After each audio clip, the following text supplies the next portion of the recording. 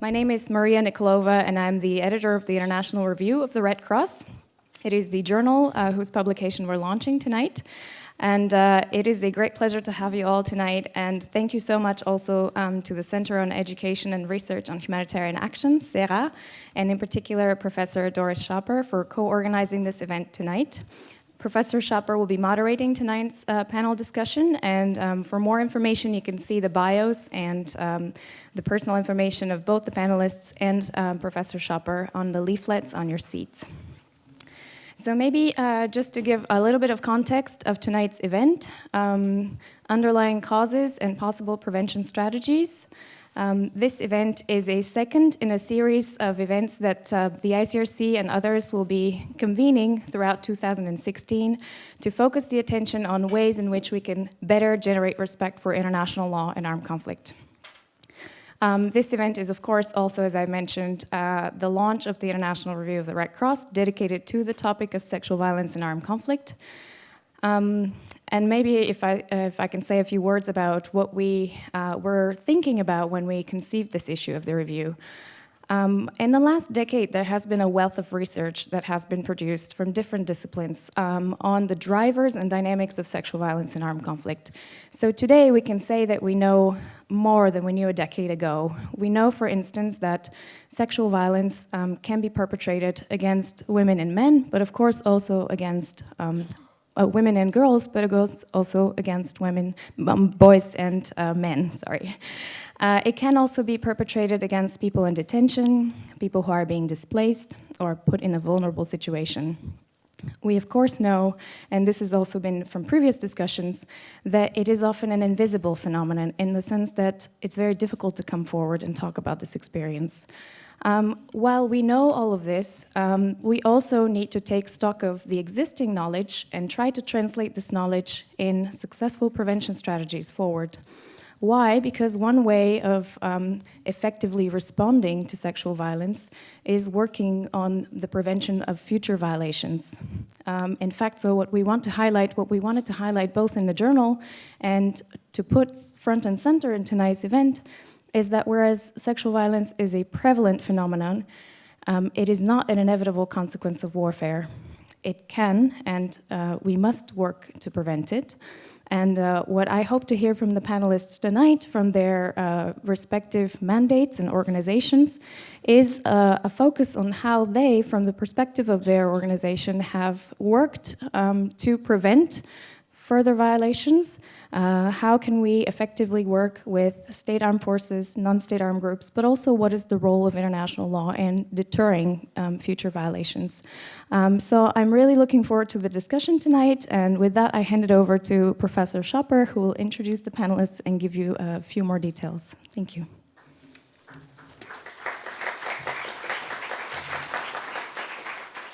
Thank you very much, Maria. Welcome everybody. Also welcome to those who follow this online. Apparently there were 300 people who said they would participate, and so very welcome to everybody. As Maria said, this conference is a cycle for this year, but it is also another cycle which kind of seems to happen on a yearly basis, which is to have a conference on the subject of sexual violence.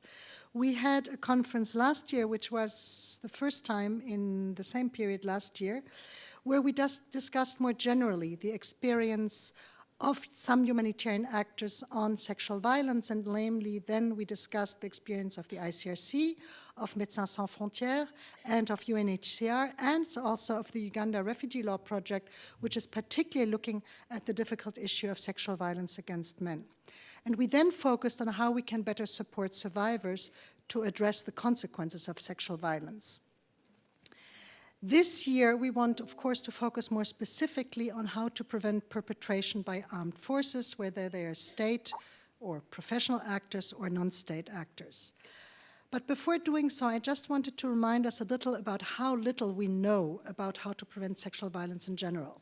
Now, Maria said we learned a lot, and it's true we learned a lot. 20 years ago, when we had the first devastating numbers coming out of Rwanda and then out of ex-Yugoslavia, Rwanda saying And what do the numbers mean? Between 100 and 250,000 women were raped. Well, that gives you a range, but it doesn't, just means it was massive. We don't know how many people really were affected.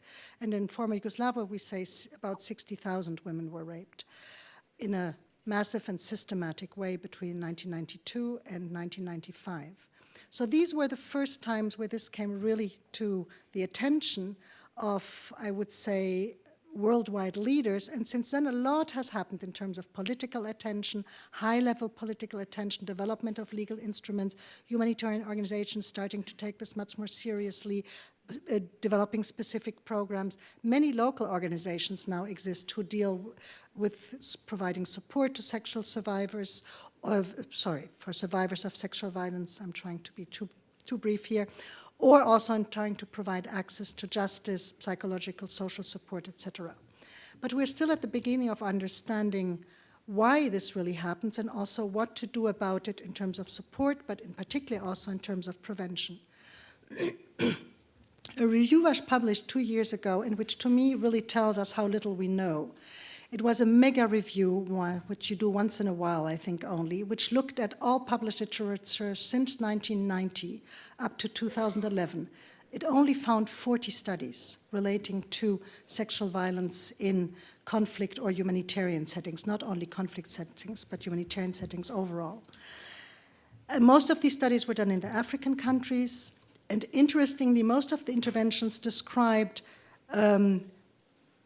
what could be done about opportunistic forms of sexual violence committed in post-conflict settings. So not really what had brought the attention to the issue, which were really kind of systematic sexual violence conducted by armed forces. And only 3 of the 50 studies were able to document an effective intervention. So they were left with very little, really. And what it showed was, the main evidence was that fire distribution can reduce the exposure of women to sexual violence, and that one program to prevent sexual exploitation and abuse by peacekeeping forces was shown to be effective. Another issue which came up is that community engagement seemed to appear a very important component of effective approaches. But this review just highlights that there's currently no consensus on what prevention approaches should be prioritized in conflict settings, and that further research is dearly needed to determine what works and where we should invest our efforts in the future. But while this research is difficult to carry out, even more so in emergency situations and conflict situations, we need to start to do something.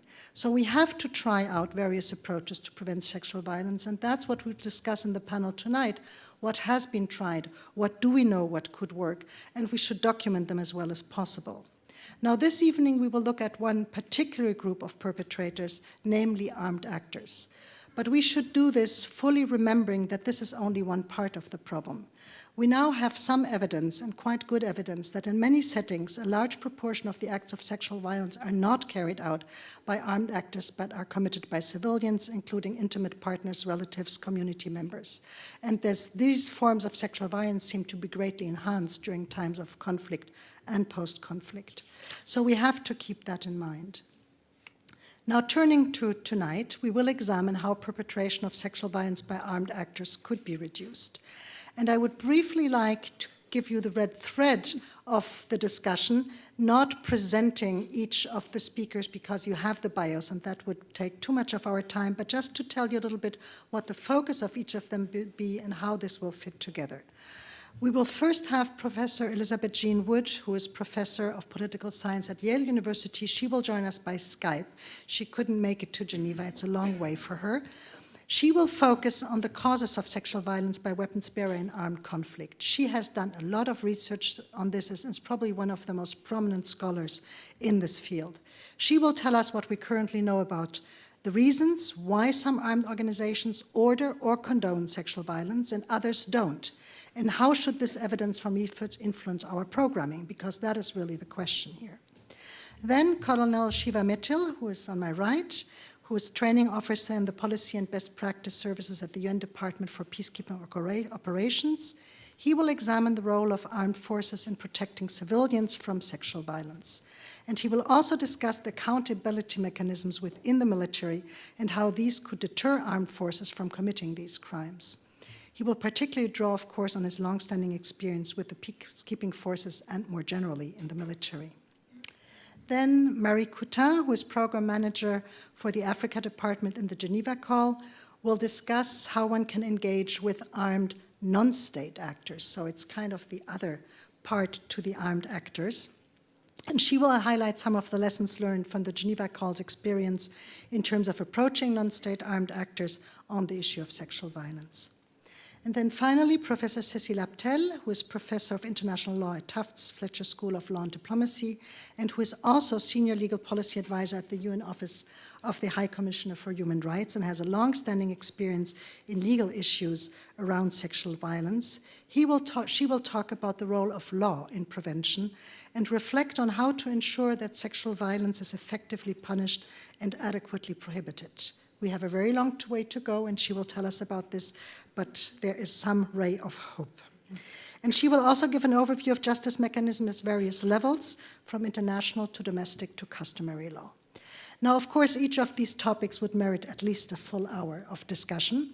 What we will try to do is keep each of the panelists to an intervention of about 10 minutes, and then to have time for questions and answers. So that's when we come to the famous pigeonhole. You have all the instructions, sorry, it moved, it's on this side. All the instructions here, you need to have a device which allows you to do this. I see some people already on their cell phones. If you don't, please use the one of your neighbors so that everybody can ask the questions you want to ask. So questions will get votes, and of course, don't be frustrated, we will not be able to answer all those questions tonight, but at least we can answer those which seem to be most important to a majority of you. And then there will be time while we have drinks upstairs. Afterwards, you will certainly be able to go up to some of the panelists and ask further questions if you would like to do so. So without taking any further time, I would like to turn over to Shiva Mittal. Thank you very much for having come all the long way from New York to be with us tonight. And let you start on your topic. Good evening, ladies and gentlemen. It gives me immense pleasure and honor to be here with you today. I'll be speaking from United Nations peacekeeping perspective. Shiva, I'm very sorry. I made a big mistake. No problem. It's Elizabeth first. Yeah. Because I can't see her and she's not on the screen, I'm very sorry. I can suddenly resume realized. later. So you will resume and we'll give the floor to Elizabeth. Very sorry. Not a very good moderator. So is Elizabeth with us? Yes, I am. Good evening, everyone. Good evening, Elizabeth. Perhaps, yes, you heard the introduction, I guess? Yes. Great, thank you. I didn't know because I couldn't see if you were on the screen. So welcome, and I turn over to you. Well, thank you very much for the invitation.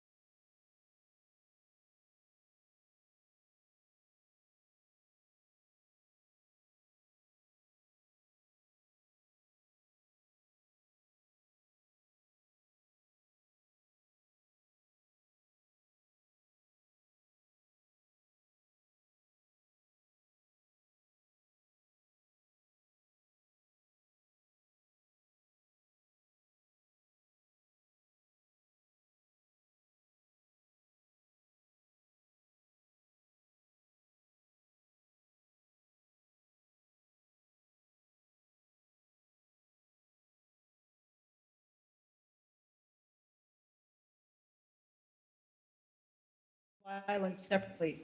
So why torture occurs may be very different, of course, from why forced abortion occurs or from why rape occurs. So we should talk about specific forms, and we should analyze the pattern by each armed organization separately because they do vary a lot, even within the same conflict. So the first and most important finding is that not all armed organizations engage in significant levels of rape of civilians. The frequency varies very, very sharply.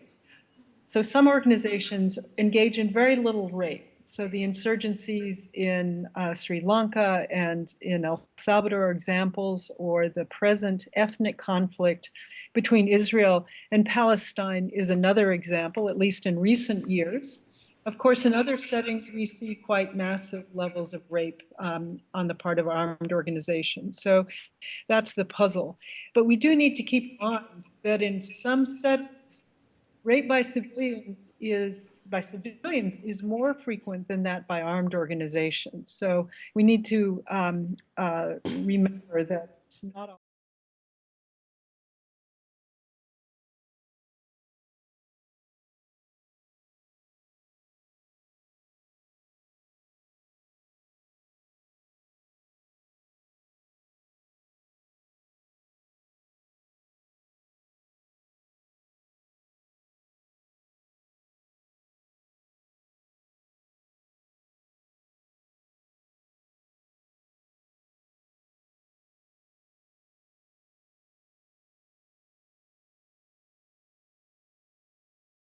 To engage in moderate to high levels of rape. And that dotted line, the dashed line, is the proportion of state actors that have been so reported. And you can see that year on year, except for 1 year, that proportion on the part of state actors is higher.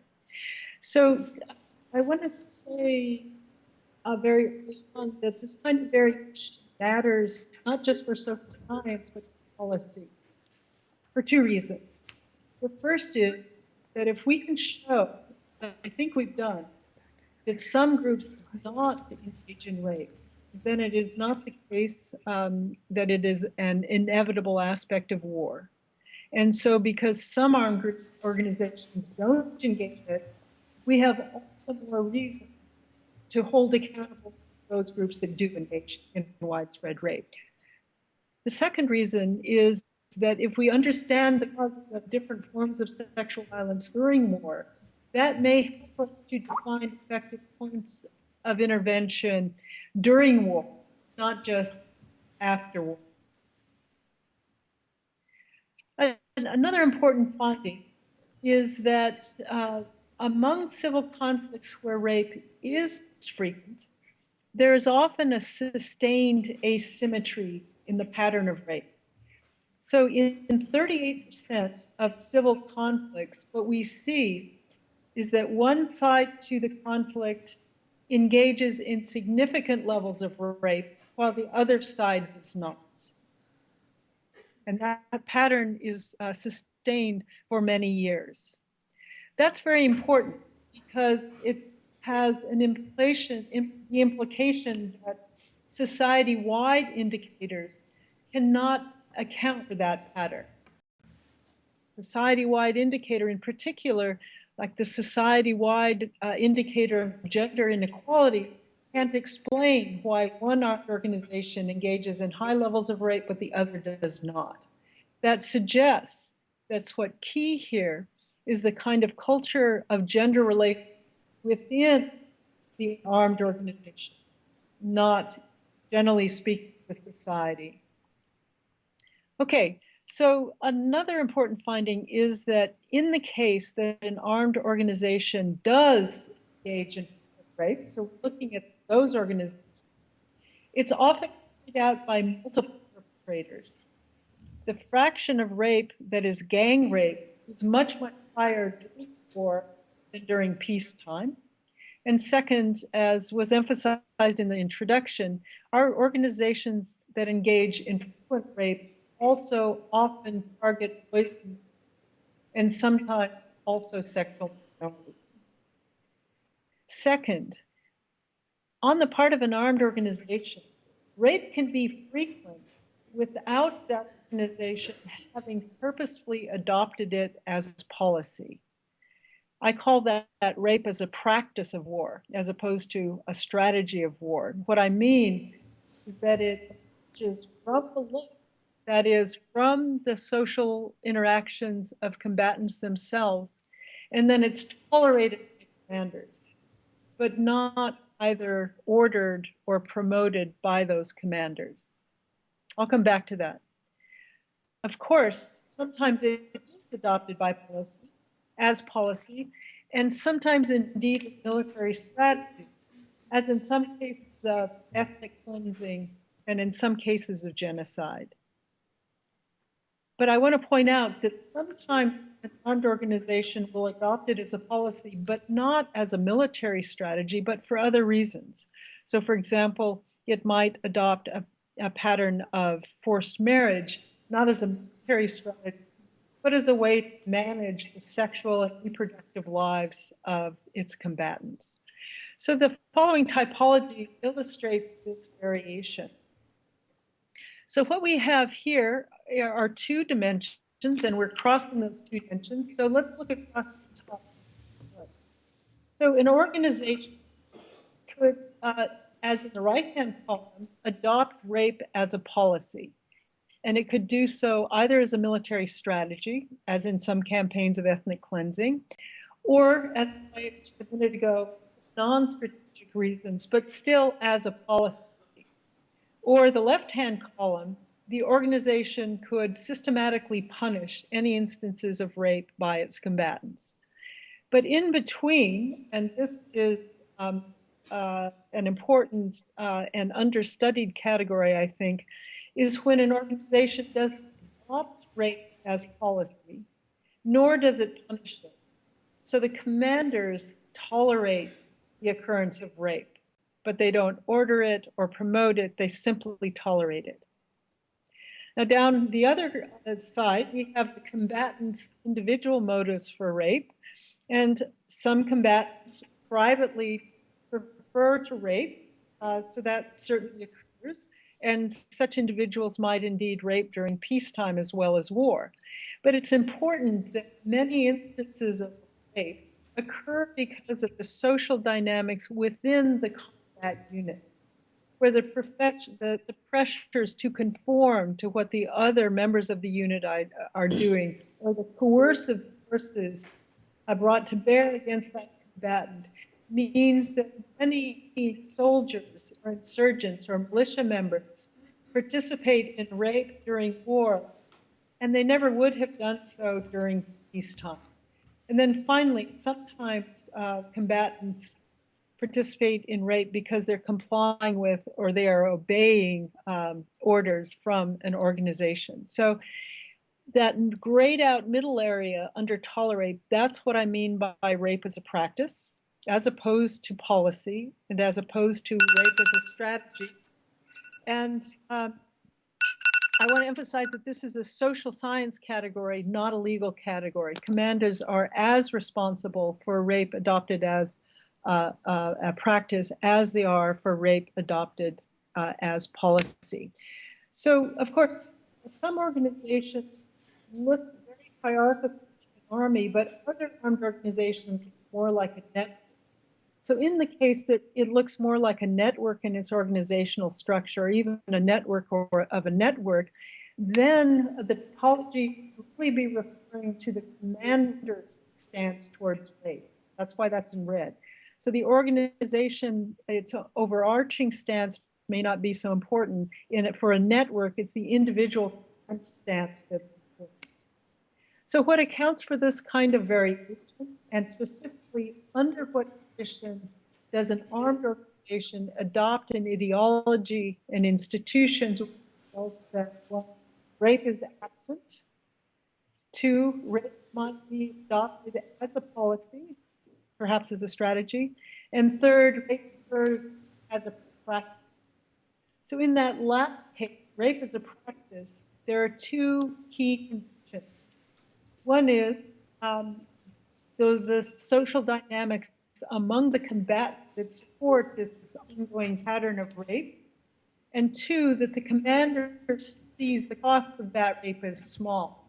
Doesn't really care that girls and women and perhaps boys and men are being raped by the members of his organization. So this is where it comes in this organizational subculture that denigrates girls and women, and sometimes boys and men as well, and sometimes sexual minorities. So to conclude, I think it's important to recognize that rape can be frequent by an armed organization without having been adopted as policy. That means that some patterns of widespread rape are better understood as a practice. And I'd be happy to talk about particular patterns that we see occurring. I do want to emphasize again, the commander does have effective control of his forces, then they are legally responsible for rape as a practice, as they are for rape as a strategy. That is, this is a social science distinction, not a legal one. Second, some patterns of widespread rape that are organizational policy are better understood as adopted for non-strategic purposes, but for other organizational purposes. Now, these distinctions have important policy implications, I think. As emphasized in the introduction, international prosecution is important. It signals that rape is a crime as well as an injustice, but it is slow, costly, argued, at least according to some scholars, maybe ineffective deterring ongoing violence. So we need alternative policies that address during war. And the point of the typology is that such policies should be tailored to whether it is organizational policy and for what purpose, or whether it has emerged as a practice. So thank you very much, and I very much look forward to comments and questions, and also particularly the other presentations. Thank you.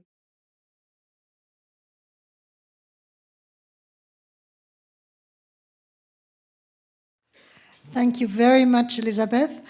Now, I see that apparently for the online viewers, they were not able to hear Elizabeth. They hope they were able to see the slides and got the main focus of the presentation. I'm sorry for that. Something apparently did not work in the transmission. So thanks a lot, Elizabeth. Without any further ado, I now turn over to Shiva. Sorry. Thank you,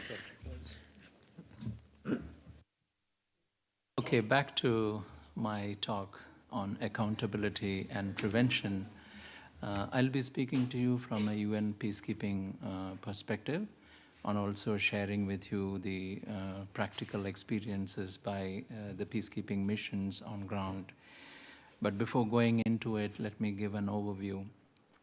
The conflict-related sexual violence that we are looking at is from a broader sexual and gender-based violence, which fits in from a further broader human rights context. And we address it from the women, peace and security, protection of civilians and rule of law framework. At the moment, we have 6 missions addressing conflict-related sexual violence. The Central African Republic, MINUSCA, Mali, MINUSMA, DRC, MONUSCO, Darfur, UNAMID, South Sudan, UNMISS, and also Cote d'Ivoire, UNOSI. The problem is much large, and it is one of the gravest protection challenges that the UN peacekeeping operations are facing due to the scale and the prevalence in most of the conflict and post-conflict situations, as well as the profound impact that it has on individuals, communities, and as well as families. The fear and stigma of conflict-related sexual violence has made it invisible, and often it is unreported or underreported and even underresponded. It also impedes critical contribution of women to the society, and also affect the durable peace and security, as well as impact the sustainable development. As you know, United Nations Security Council has recognized sexual violence as when used as a tactic of war, or commissioned as a tactic of war, to deliberately target civilian communities, or as part of the widespread or systematic attack against civilian population, can exacerbate armed conflict and adversely affect peace and security. In a recent resolution, the Security Council also has linked it with an tactic of terror. The Security Council also highlighted that sexual violence can constitute a war crime, crime against humanity, or constitute an act of genocide. UN Security Council has also ensured that we have a robust prevention and accountability framework. We have ensured due political process, dialogue, and an inclusive peace process, and also eliciting commitments from all parties to the conflict to end sexual violence in conflict and prevent it, and also listing of the parties credibly suspected or have been found committing sexual violence in the annual report of the Secretary General, and also imposing sanctions on them, and also working towards ending impunity through multiple approaches. We have also been able to establish monitoring, analysis, and reporting arrangements from the field missions to see who are the perpetrators and what is their patterns and trends. And also we have been able to deploy women protection advisors in peacekeeping missions addressing conflict-related sexual violence. In the latest CRSV-related Security Council resolution, it was also highlighted the women's participation and empowerment is also crucial in addressing sexual violence, and has also highlighted the need for addressing this issue through the security sector reform, disarmament, demobilization, and reintegration processes, as well as justice sector reform. Now, coming on to the prevention-related issues, as you know, prevention is central to United Nations peacekeeping operations, and we have been providing due guidance through the mission concept, as well as the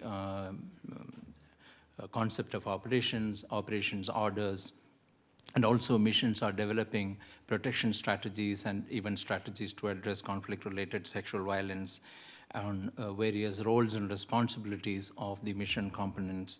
There's also a very well-established coordination mechanisms existing in the peacekeeping missions, starting with a senior mission management group to address protection issues, which also includes conflict-related sexual violence, as also protection and child protection and CRSV working groups, together working with the other protection clusters and SGBV working groups, etc.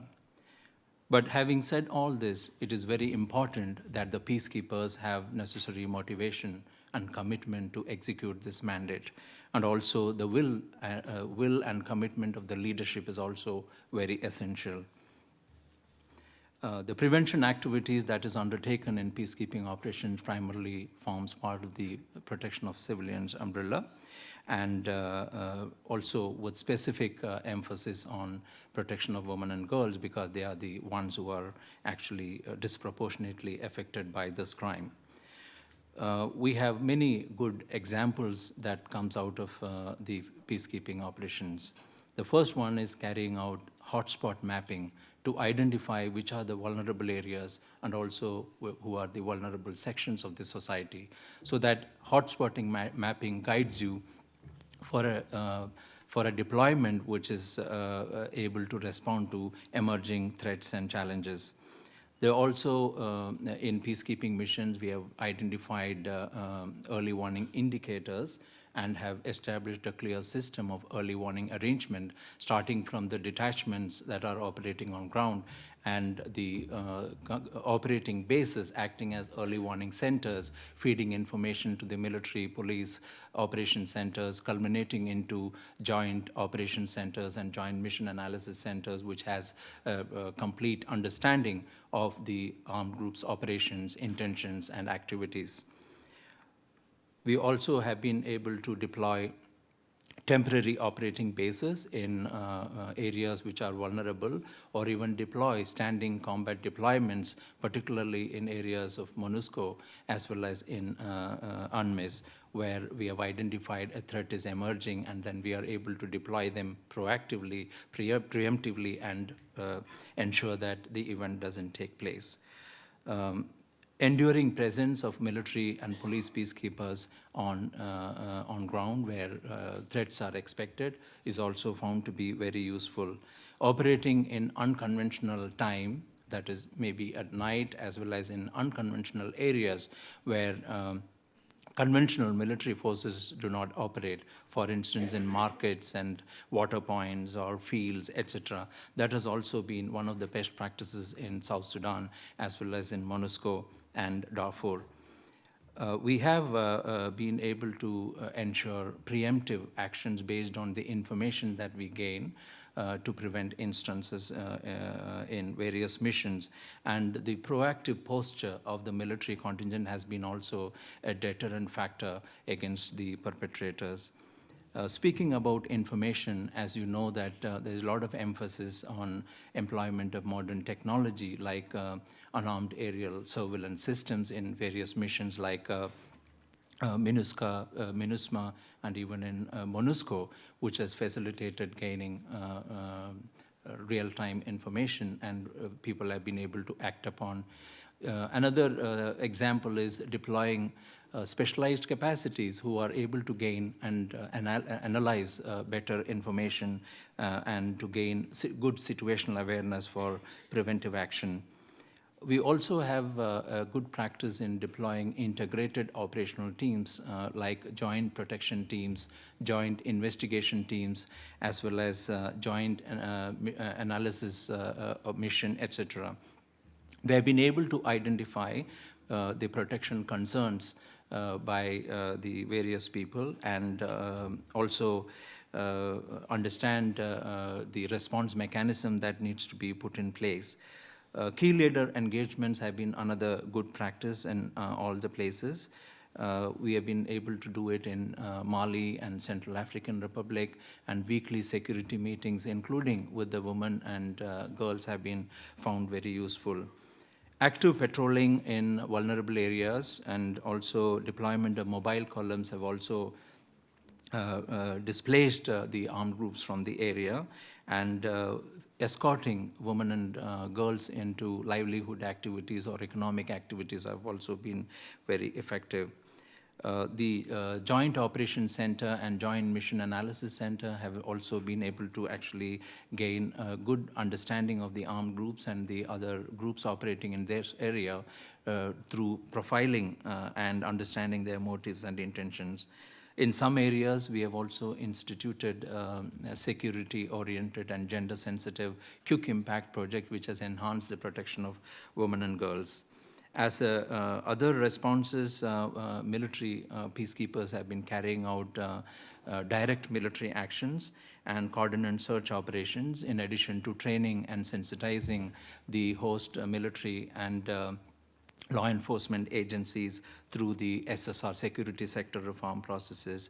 The human rights due diligence policy application has also facilitated closer working together with the host military forces, where we have been able to influence their behavior and posture, and they have been made to be more responsible and accountable towards women and girls. Training and mentoring of these forces, including military and police, has been also one of the best practices. We have also been promoting increased deployment of women in the peacekeeping operation and cutting-edge duties, and which has also facilitated better engagement with the host community, women and girls. And so these are the issues that I would wish to enlighten you about prevention activities. Coming on to accountability and what works actually, combating impunity and enforcing accountability is very vital in all conflict situations. And as you know, most perpetrators are actually the host military and police forces. So let's look at what actually makes the professional armed forces more responsive enough. Professional armed forces have got a very established value system and a good tradition and ethics that they follow. They believe in the social contract with the local communities whom they are designated to protect, and also takes pride in protecting them. There is individual accountability and command responsibility includes omissions and commissions. And there is also a clear institutional oversight in the professional armed forces, and their operations are based on a doctrinal approach. Strict conduct and disciplines are followed, and there is an emphasis on training and education, including on human rights, international humanitarian law, as well as other international legal standards. They follow strictly the military law, and offenses are immediately, promptly investigated and prosecuted.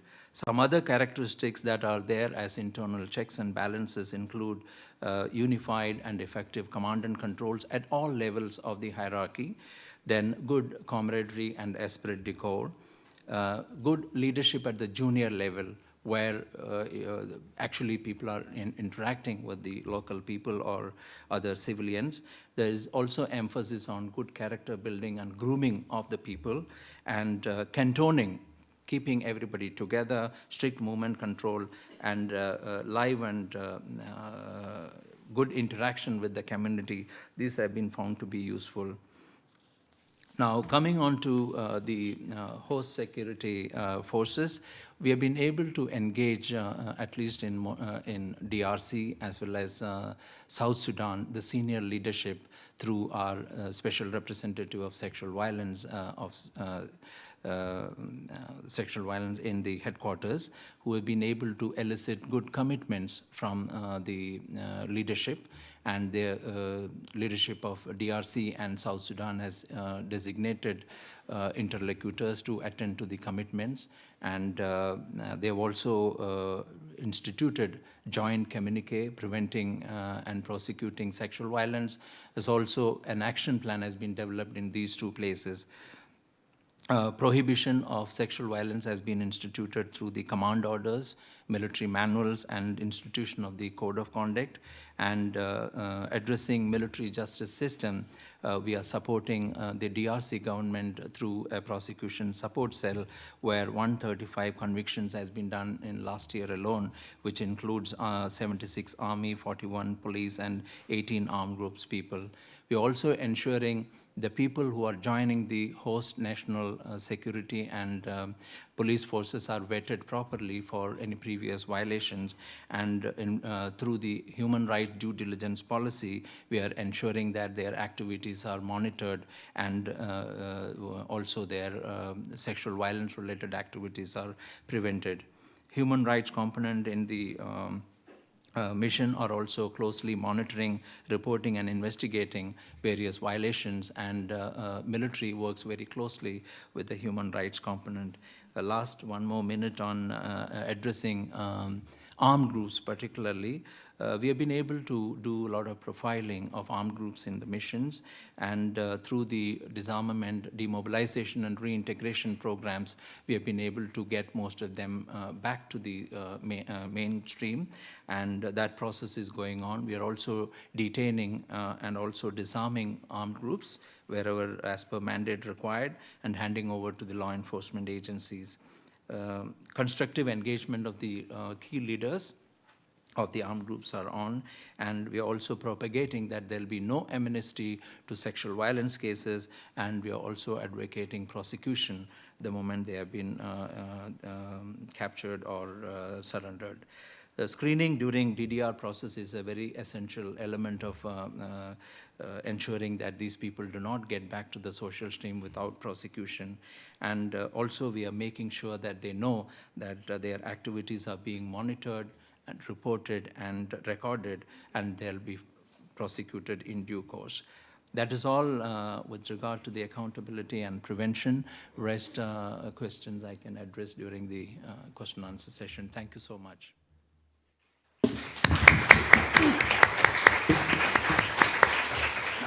Thank you very much, Siva, for telling us really in a short time all the work you tried to do with armed forces to prevent sexual violence from occurring, focusing mainly on state actors. And now I know you also do some work with non-state actors, but Marie will tell us much more about the work with non-state actors.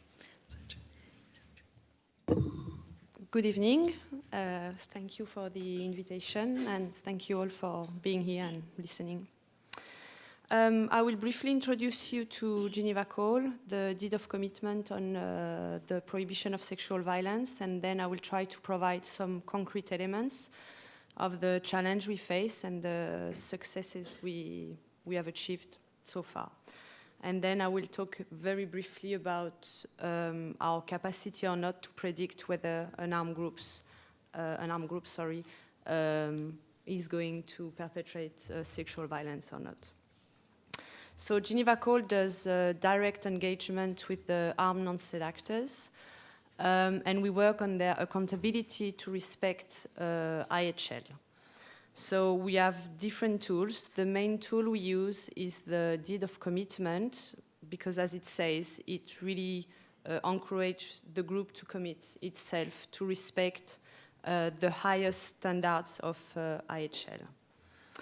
So the deed of commitment on the prohibition of sexual violence has some core provisions. What I find interesting is that 3 of them are negative obligations. So they really concentrate on the prohibition of sexual violence. As a whole, we don't focus on rape only, but also the other forms of sexual violence. There is only one positive obligation in terms of the prohibition of sexual violence. It's in terms of assistance, which is important because it's an entry point to engagement, and I will get back to this. And then we have, in the core provision, another 2 articles, which are positive obligations, but which are related to gender discrimination, but I will not go into details. So then we accompany the armed groups in the implementation of the deed of commitment, and we draft with them an implementation plan, which is different from the action plan from the United Nations. And then we work with them on the necessary adjustments into their policy, their practices, their doctrines. So it's a very long-term process. And then once the implementation is ongoing, then we do monitoring. And if they breach, if they violate the deed of commitment, we don't denounce. We don't do any naming and shaming, but we accompany them. Why you breach? Was it deliberate? Not? And how we can change, how we can adjust. So, so far, we have engaged with about 100 armed groups, and 15 of them have signed a deed of commitment on the prohibition of sexual violence. So next year, we want to engage another 9, and we are hoping to sign a deed of commitment with another 4.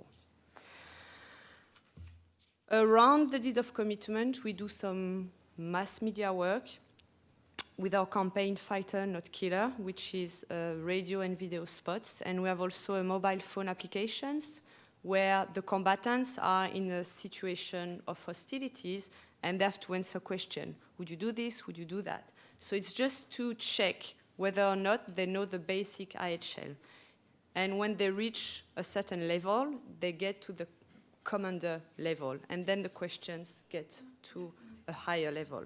And it includes some questions on the prohibition of sexual violence.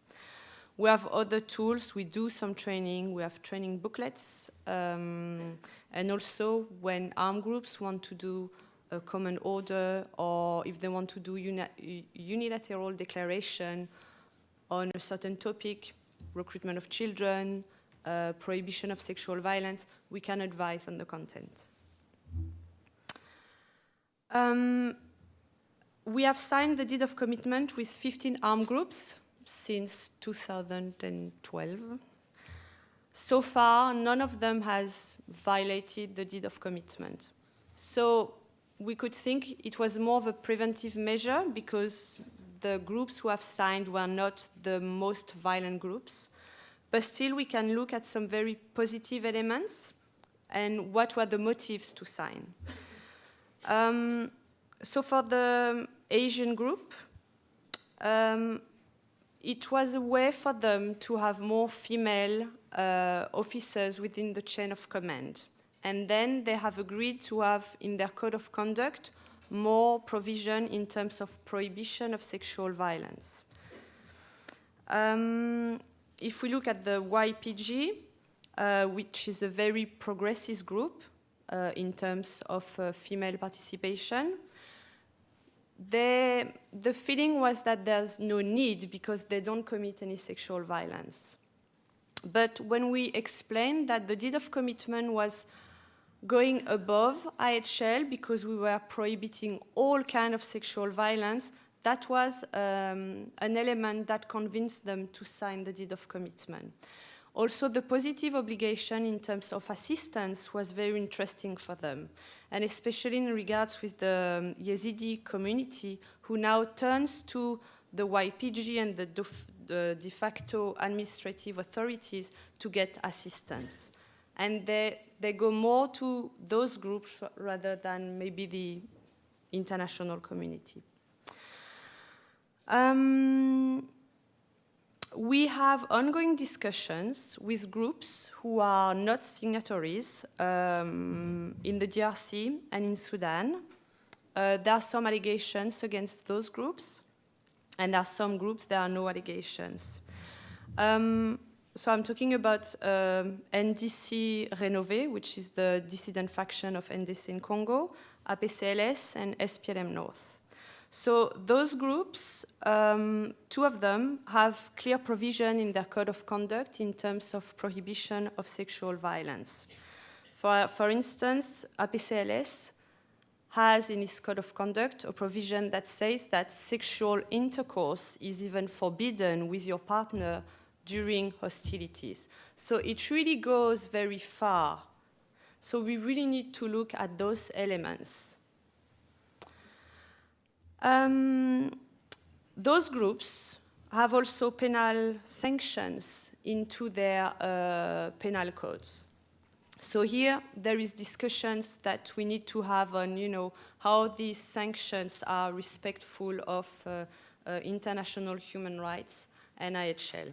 And sometimes they are, I would say, quite well proportionate to the violation that is committed, and sometimes not. So here there is some legal advice that is needed.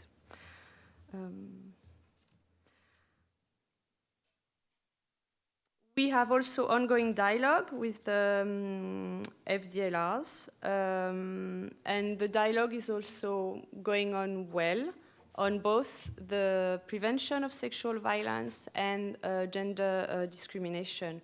Whereas with some other groups like APCLS, there's no way we can address at this stage of the engagement gender discrimination, because it's a very patriarchal group and society, and we can't go beyond sexual violence, which they really condemn.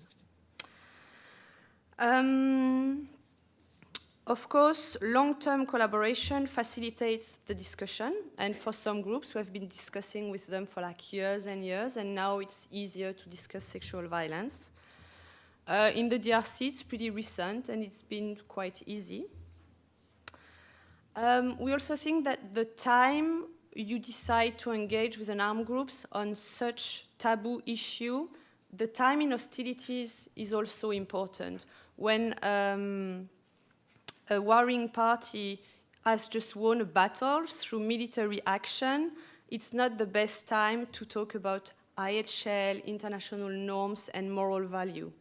It can be better at a time where the group is in a weakened situation.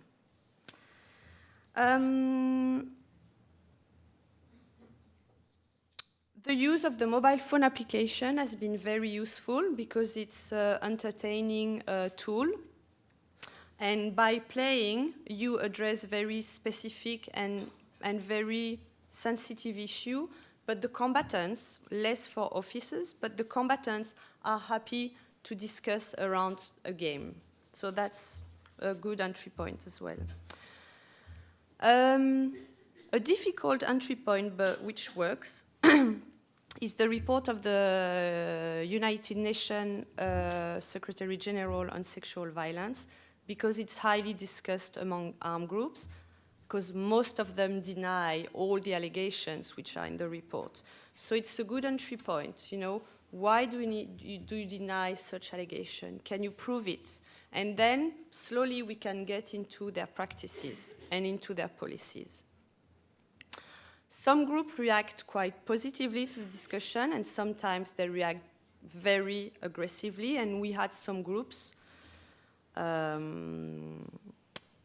like NDC, were not very happy about being named and who found it quite difficult to engage on a discussion because they deny totally the allegations. But after long hours of discussion, they sometimes acknowledge that their combatants may have committed some violations.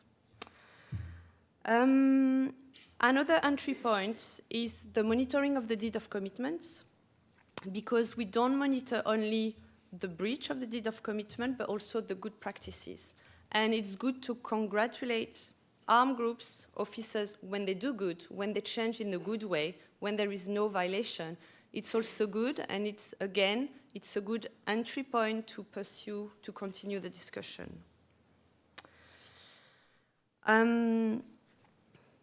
In countries where there is peacekeeping mission,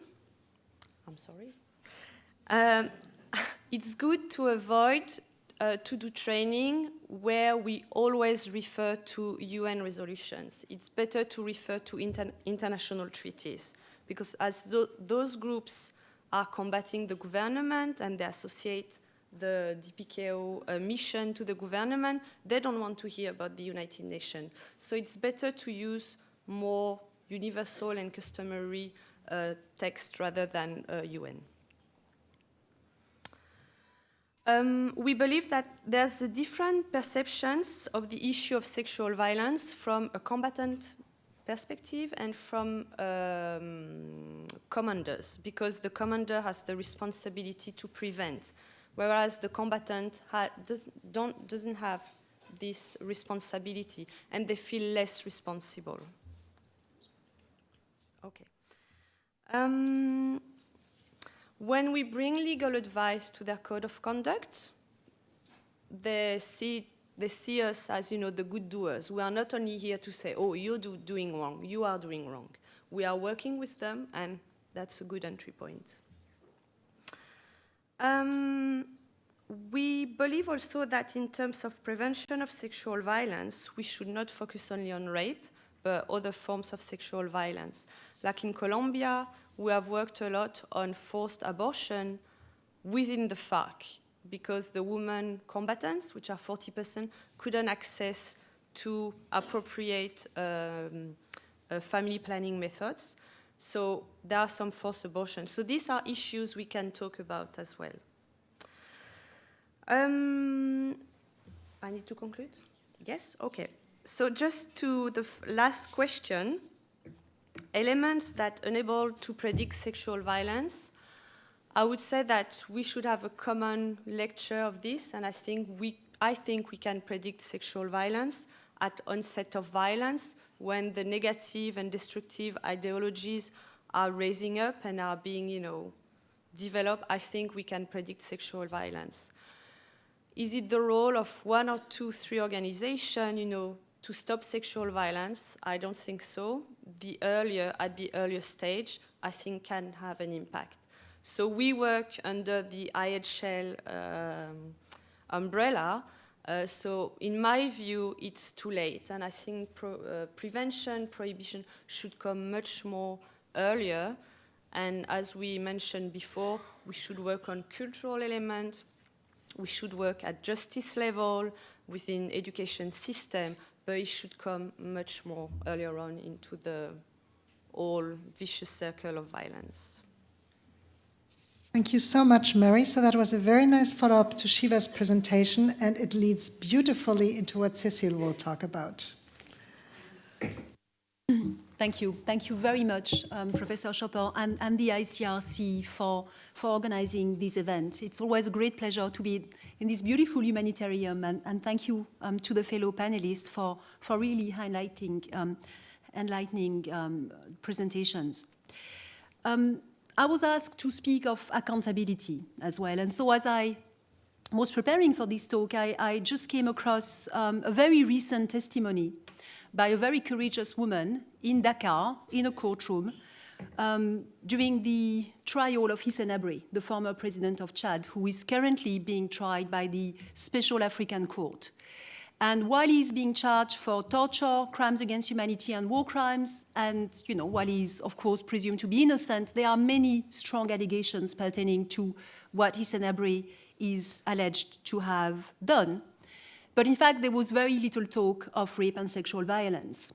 Yet, despite that relative silence on rape and sexual violence committed by that regime, a few weeks ago, less than a month ago, in fact, a few women started to speak in court of what they had suffered. And among them was, in fact, a very courageous woman, Khadija Hassan Zidane, who accused publicly and for the first time Habré of having himself raped her in the presidential palace. So, of course, he is presumed to be innocent and the trial is to really proceed, but it really highlights the potent power of testifying and also the will of survivors to tell their story, even if it means telling it away from their home country, over 20 years after the fact, and in a public manner, which is not particularly protective. The trauma that the victims of sexual violence endure is really long enduring, and we need to really place them at the center of any talk of sexual violence, accountability, prevention, and really of understanding the causes, mean really speaking with the victims and having them at the center of any discourse we have. So while a few women will possibly be receiving justice, thanks to the African court trying Hissène Habré, it remains the unfortunate and very sad reality that when we think of sexual violence under its very diverse manifestation that include rape and many other forms of sexual violence, accountability remains the exception, and really impunity is the rule. When we look across situation, and especially in situation of armed conflict. So why is it that accountability is in fact so seldom when we are looking at sexual crimes and more generally sexual violence? It is because there are many impediments that really block victims' access to justice. And I'm just going to only mention a few, and in fact I've selected 3 which I think are particularly crucial. One, and a crucial one, is the stigmatizations of survivors.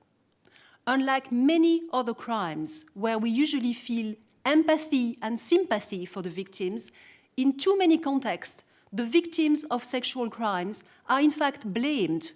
They're blamed for wearing the wrong clothes. They're blamed for being at the wrong place. They're too often blamed rather than actually really being supported. And they may even face ostracism by their own communities, by their neighbors, sometimes in their own family, sometimes by their own partners. And so really the question of the stigmatization, the feeling of having to be ashamed again for having been a victim is an unfortunate reality for many of the victims, and that creates an impediment for them to even seek access to justice because they far too often know that they will be exposing themselves. And that's of course true for women and girls. It's also true for men and boys. And in fact, it may be in very different ways, but certainly the stigmatization of the victims, irrespective of their gender, is a potent impediment to even seeking to access justice for the survivors. A second major impediment, and then especially looking at the context of armed conflict, is who is to render justice to those victims? Especially then looking at arms bearers, you either have those that are closely associated with the police and the law enforcement, because in a context of an armed conflict, how do you expect the police to be investigating the police if they are those alleged to have committed the violence? How do you expect even the law enforcement to really, truly investigate and prosecute their fellow carriers under the guise of the military? There are good examples, and in fact, my colleague Siva Methil has referred to the DRC. But even in those contexts, we know that it is limited because it is extremely difficult in an armed conflict to really have the law enforcement really properly and systematically investigate and prosecute those responsible. Turning then to the other belligerents, to the armed groups, then in a reality of an armed conflict, the law enforcement officials associated with the central government often really simply do not have a reach over the armed groups that may be the other side and be unreachable. And it is very difficult to expect then the police of a country which is experimenting an armed conflict to even be able to properly investigate, prosecute, and try the other side, although they may, of course, be in absentia trials. But those real pragmatic and practical difficulties really create impediment to the victims for them to really obtain access to justice. And then there are a third categories of impediments, and I'll just only be mentioning a few, but they have to do with the very practical issues for even those courageous survivors who are, in fact, surmounting all of the obstacles and seeking justice. There are many different issues of having the means to travel to the place where you can, in fact, file your complaint, of having the resources to do so, of having the legal aid and advice that is really needed to be able to do so. And for some women, and especially among vulnerable, issues such as even having access to childcare, transportations, are really very practical, very small, but very big, in fact, obstacles for them. The Committee on the Elimination of Discrimination Against Women, the UN committee, CEDAW, very recently, in July this year, issued a general recommendation number 33, which is called a General Recommendation on Women's Access to Justice. And it is not only looking at women's access to justice for sexual violence and crimes, but even in a broader context, it set up a lot of those impediments, including the ones that I was just mentioning, transport, childcare, etc. So I could leave the picture there very, very bleak, how difficult it is to really have any accountability. But fortunately, we have seen big progress over the last 2 or even possibly now 3 decades. We have seen big progress in some forms of accountability, still too rare and too exceptional, but still accountability is growing. The very fact that we are assembled here tonight speaking about the topic, the fact that there is growing attention to the phenomenon of sexual violence and sexual crimes is a huge advance. The international and hybrid tribunals have played an important role in highlighting these crimes and also showing that accountability is possible. In fact, it was already mentioned that they have contributed to highlighting, defining rape, but also indicating that rape is also in and by itself constitutive of other international crimes. Rape is, in fact, now clearly recognized to be an act of torture, to constitute a war crimes in both international and non-international armed conflict, and rape can even constitute crimes against humanity or genocide. The international and hybrid tribunals have also shown that there are some procedural improvements that are possible and important, and one among them is to not require corroboration. It is extremely difficult in the absence of forensic evidence for victims of rape to be able to establish beyond reasonable doubt the fact that they have been raped, especially if they were alone with the perpetrators or there are no witnesses ready to come forward. So getting rid of the obligation of corroboration is an absolutely crucial procedural issue. And the hybrid and international tribunals have also demonstrated that it is feasible and it is important to protect the survivors both in physical and psychological terms. The protection is crucial and it is possible. But despite those advances, it is clear that international and hybrid tribunals will not be able to really address the huge gap, the huge impunity gap that exists for sexual violence. All courts really have a role to play. Domestic criminal jurisdiction should more systematically investigate and prosecute sexual violence. And there is also a role for other accountability mechanisms, including customary justice, that in fact does provide, in some circumstances, an avenue for survivors to seek some form of accountability, although limited. And transitional justice mechanisms like Truth Commission and other mechanisms are also absolutely key in this regard. Really, we need accountability to become the norm and not the exception, so that the rights of victims are truly restored, that they get some measures of reparation, which is absolutely crucial. And among those reparations that survivors really need is often the most basic of them, which is the guarantee of non-repetition. Among the sets of measures of reparation that have been documented, and in fact the Office of the High Commissioner for Human Rights has worked for many years on those issues and has last year issued an extremely important note or guidance note on reparation for conflict-related sexual violence, which was developed together with UN Women. Those instruments really clearly demonstrate that what many victims do want are some forms of reparation. And I'll just take one example of a woman that I directly, in fact, met, who was in the Democratic Republic of the Congo, and she had been raped by a policeman on her way to the market. And she really felt that, any chance of any accountability was really very remote for her, because there was very few avenues that she could really pursue. But she also felt absolutely petrified by the fact that she was so scared now to even go back to the market. She was so scared to especially go there with her daughter. But not going to the market meant not being able to, in fact, have any living, because they lived selling vegetables and fruits in the market. And so the guarantee of non-repetition and accountability is also key for that, for removing those that continue to be the threat for survivors, especially in context of armed conflict, where there is no real peace and any prospect for people to really think through reasonable measures of accountability. So to conclude, I'll just maybe would invite us all to think that if we're serious about preventing sexual violence and really understanding the cause of sexual violence, we certainly need to think about those issues before conflict occur.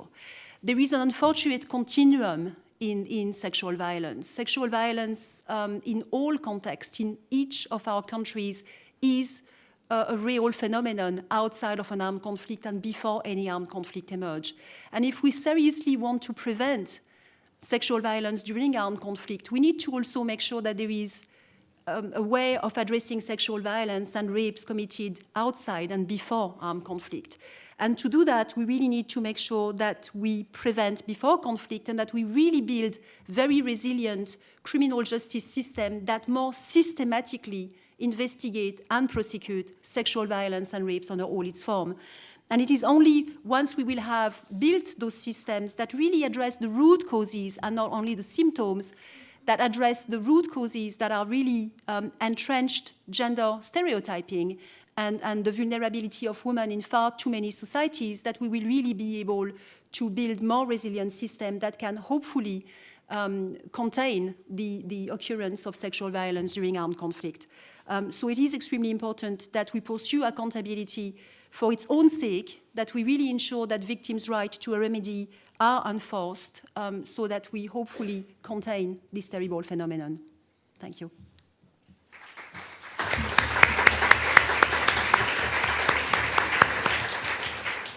Thank you very much, Cécile. It's not a bright picture we have here, that's clear, but what we're trying is, I think, to find first answers to the problem, or to see where are there perhaps avenues for the future. And I think there, in all the presentations, there are some little bits of this.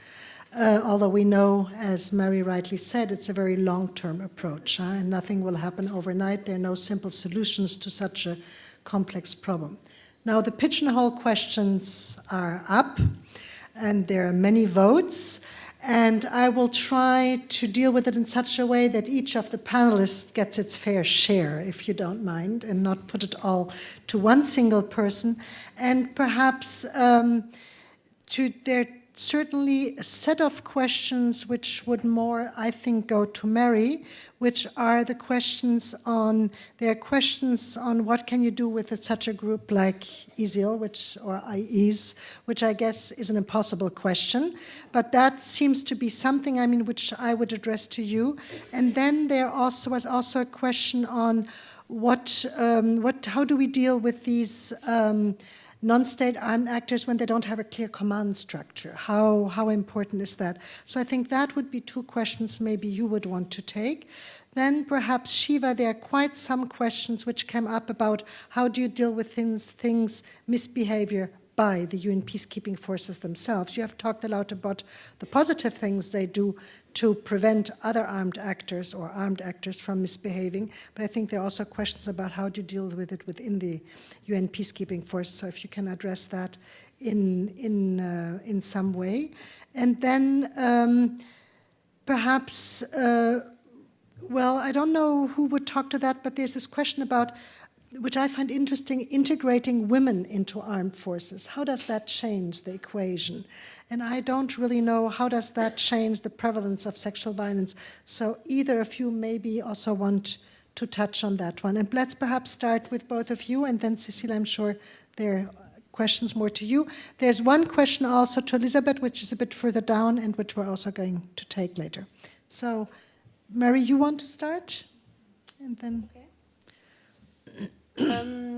On the question of ISIS or other groups, extremist groups, of course we are questioning ourselves, can we do it? Like probably ICRC is also raising the same questions, and other international organizations.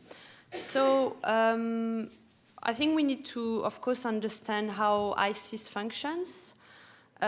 We need to really understand Islamic law and see how we can play with Islamic law. It's a completely different spectrum of IHL, and we know they totally reject IHL. So it's of course very difficult to come with like arguments which are IHL based. So we need to better understand their practices, their motives. There may be some windows of opportunities, and I was reading, I think yesterday, an article from the New York Times, and the journalist was giving the example of sexual slaves in ISIS, and some of them get free. And when they are freed, they get like, I don't know how they call it, like a certificate, so they can leave the areas which is under the control of ISIS, and they can go through checkpoints because of that piece of paper.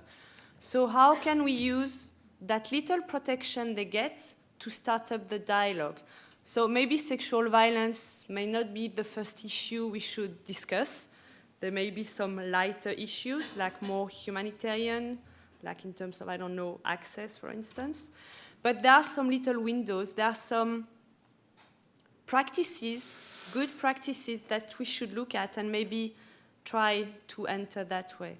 We can also work with constituencies and see how we can use, those spaces to start up the dialogue. Yeah, we cannot say we will be accepted, but if we cannot be accepted, who else can be accepted? Should I go to perhaps just the second one, and then we perhaps turn over to Shiva. So for the groups which have unclear command of structure of command, so there are groups who are in contact with which have very unclear chain of command. Engagement is still possible, but the challenge is how the information we bring, the knowledge we bring, the good practices they may be willing, to put into their doctrines, how is it going to channel down? And this is the main challenge we face. So there are some groups we are in contact with in the DRC, and we face this challenge. So there is a willingness at senior level, but then we know that there are still allegations, there are still negative practices. And it's difficult to advise on how they should structure better. They understand why, but again, for us, it's maybe going too much into their own military practices. But again, we work with them on command orders. We do training, so in the hope that the information will go down. The advantage of the deed of commitment is that we can work like on a step-by-step approach and see how they can disseminate this information and how we can accompany them in that dissemination process. Thanks a lot. I'll turn over to Shiva. Sexual exploitation and abuse allegations against UN peacekeepers is one of the grave concerns we are facing today. And as you know, UN prohibits sexual exploitation and abuse in any case.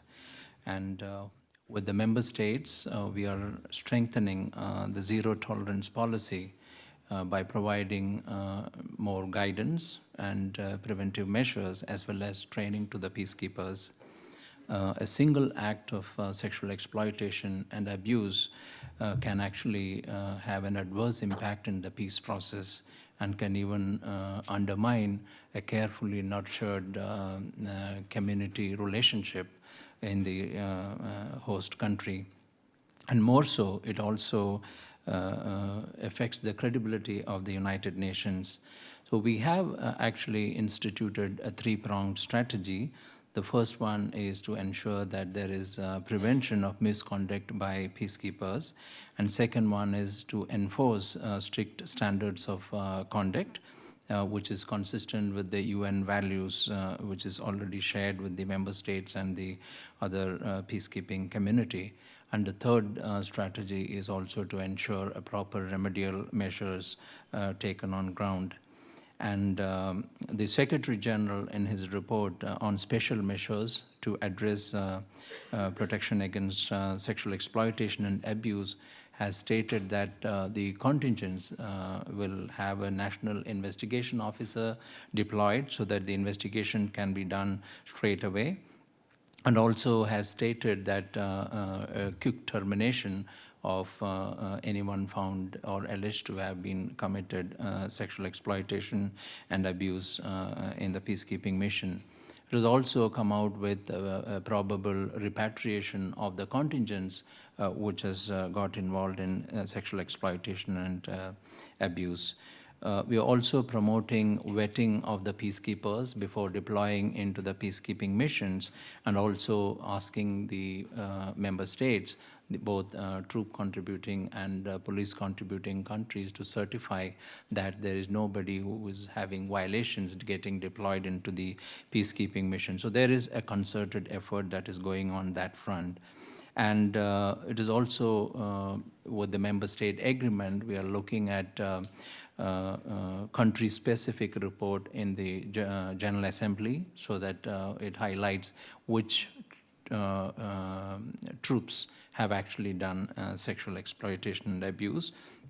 And this is also coming out with administrative and financial sanctions for all categories, civilian, military, and police peacekeepers who may get involved into sexual exploitation and abuse.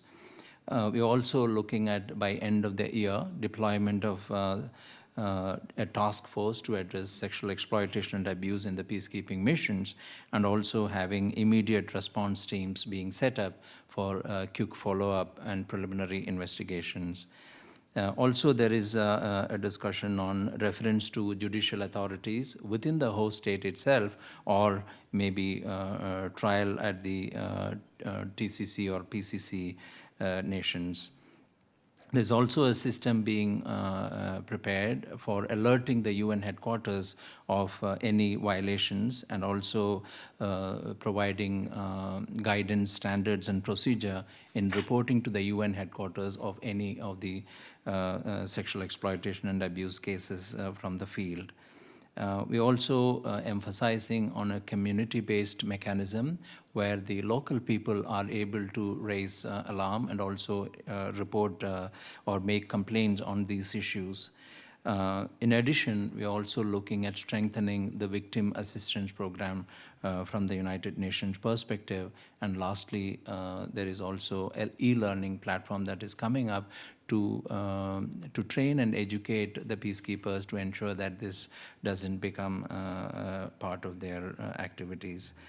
Then Also, in the recent Secretary General's report on future of peacekeeping operations, the listed parties who are credibly suspected of committing sexual violence are prohibited from deploying in peacekeeping operations. In 2015, a total of 45 parties were listed in the annual report, of which 5 are state parties, and they are prohibited from deploying in peacekeeping operations. But I would like to mention that strict conduct and discipline, strong leadership, and prompt investigations and member state enforcement of criminal accountability is very essential to ensure that this doesn't happen. Thank you. Thank you very much. That was a very clear and complete answer. I have a question where I'm not really sure it would be to one of you. So there was the question of integrating women into armed forces, and does that have any impact on the prevalence of sexual violence? And yes, so perhaps that would be one. And there's another question on training, I think, which that clearly then would be to you. Have there been kind of training specifically looking at gender and sexual violence with armed groups, and how has that impacted the prevalence of sexual violence? Perhaps, do you have any experience? I don't know if that is anything you could talk to women in armed forces, and have you seen that in the 9 state armed groups you have been working with? You mentioned one instance where that was very important, so. There are 2 groups, I think the FARC and the PKK, which are quite, have important quotas of women as combatant, but also at officer level. And yes, they have a word and they have some weight in the decisions which are being taken in terms of policy and practices. So there is the example I mentioned about forced abortion for female combatants. And also we had very long and in-depth discussion with the PKK about their policy, gender policy, and I was impressed by the level which it has been thought, and all the, it's almost institutional way of thinking, and how females, women are being considered at the entire level of the structure. It's quite fascinating, and I believe that yes, it can have an impact. And PKK is not a group which is listed as perpetrating sexual violence. So yes, I think promoting more female participation into decision making, military, and also policy can have an impact. Yeah. Thank you very much. I don't know how the training question disappeared, because it was there. You want to the female participation. You want to? Okay. Yes. Go ahead, please. Okay.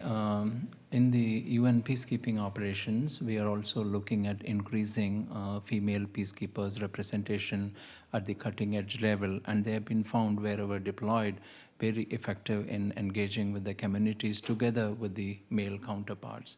And their engagement with the local women and also the survivors have also been very helpful. And we are also promoting increased representation of female in the host national defense forces as well as law enforcement agencies, so that they are able to address this issue through their own mechanisms. There has been cases where special units have been deployed to address SGBV and related issues in peacekeeping missions. And it is very vital that more and more female peacekeepers, and also promoting more representation of female soldiers and police personnel in the host national armies can qualitatively and quantitatively improve response and prevention to sexual violence. But it is too early to actually carry out an impact assessment at the moment, but I'm sure that it is on a positive drive and more is being done in this account. Thank you. Thanks. Cecile, I would like to pose one question to you, which is there's a question about customary law, and that customary law puts women often in a vulnerable situation.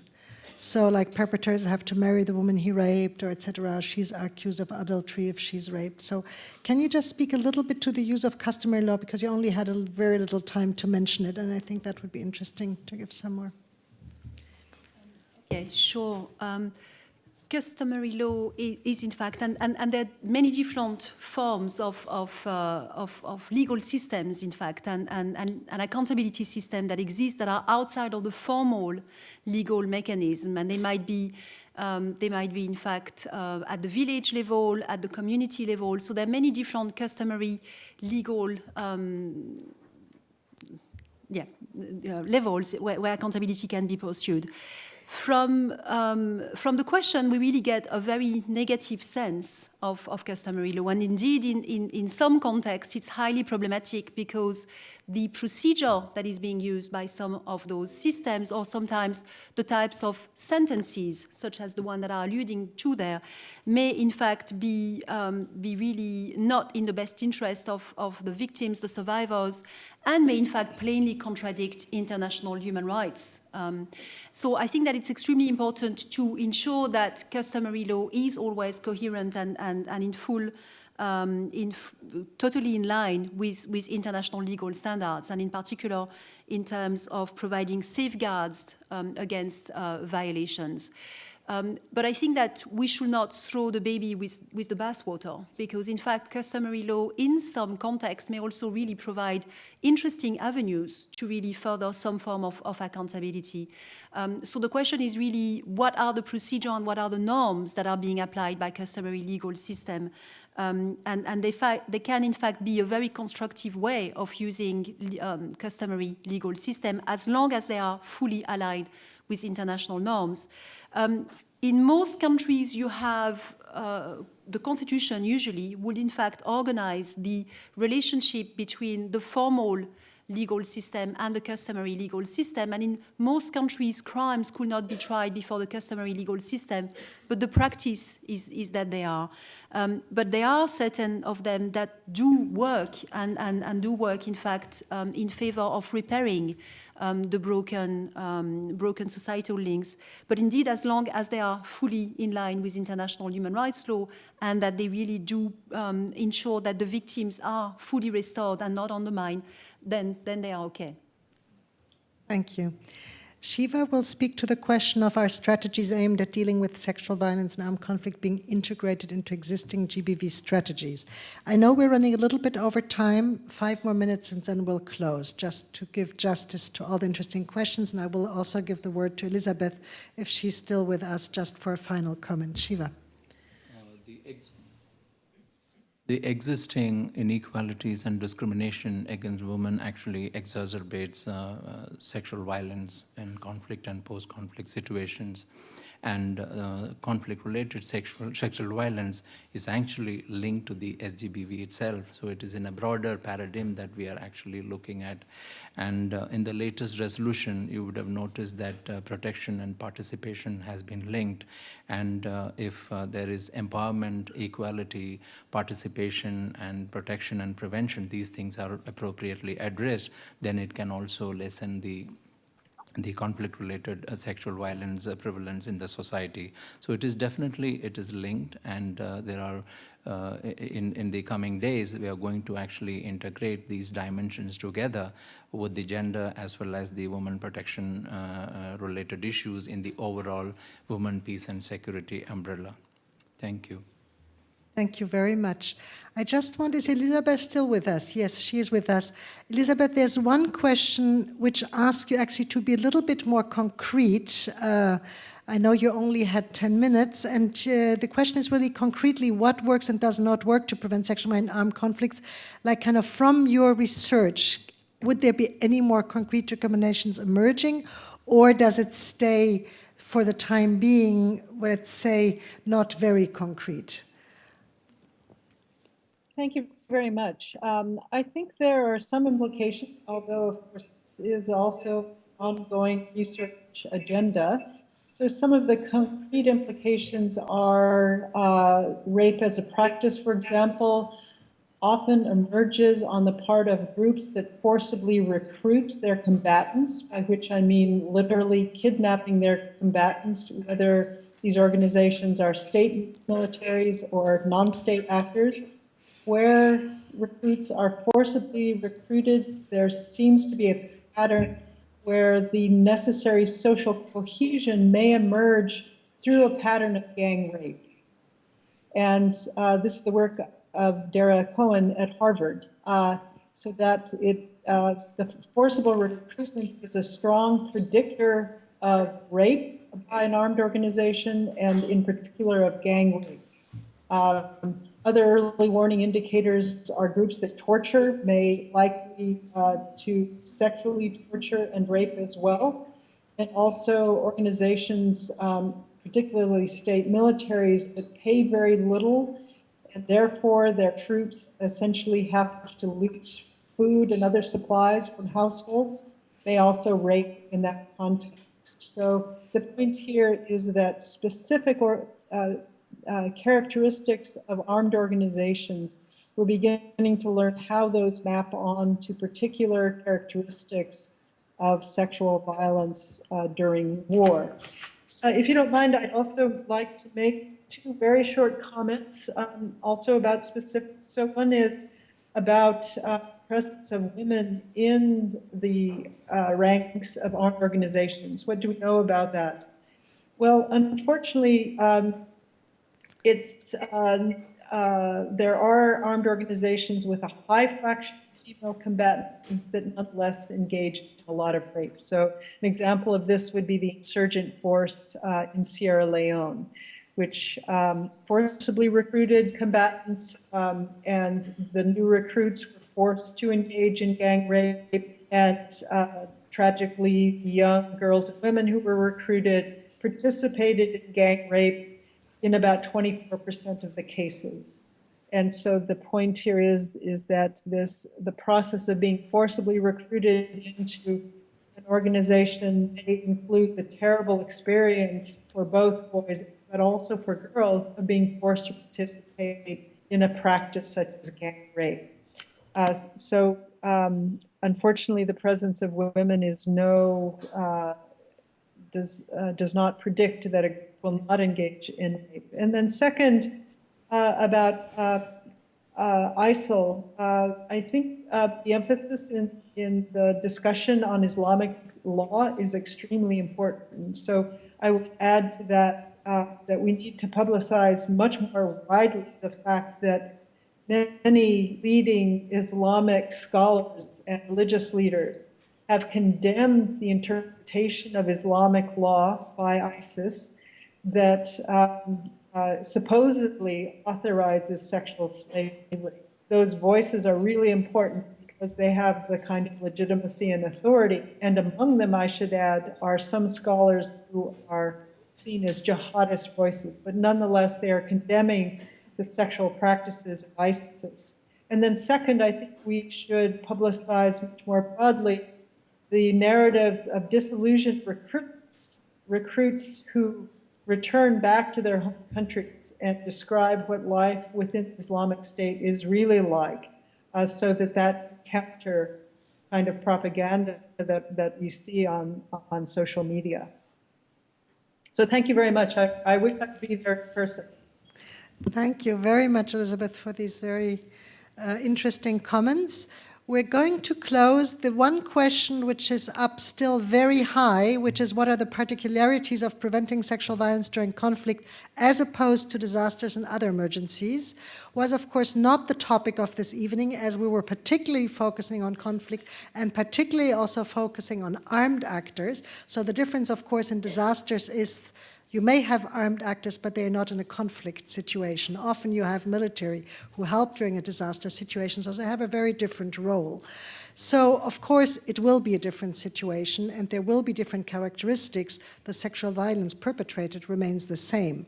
But the types of sexual violence, who perpetrates them, etc., there will be, of course, different typologies than what you have in a conflict situation. In terms of support to the victims, it remains the same. But in terms of prevention, of course, you have to look at it differently, and that may be a topic for next year's conference.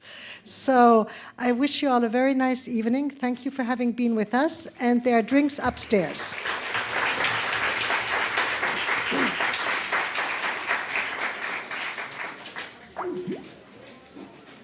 Was that okay, Shiva? I couldn't elude it. That was okay. I There were was three prepared. questions on it, so I mean, we couldn't just. No, I was prepared for it. I was only hoping that they would not answer. It was not going. No, you haven't done. Well, you answered well. I mean, and I could just take the three questions off. No, and it's important because, of course, that's what people have on their mind, and I know I would ask the same questions probably if I was in the audience.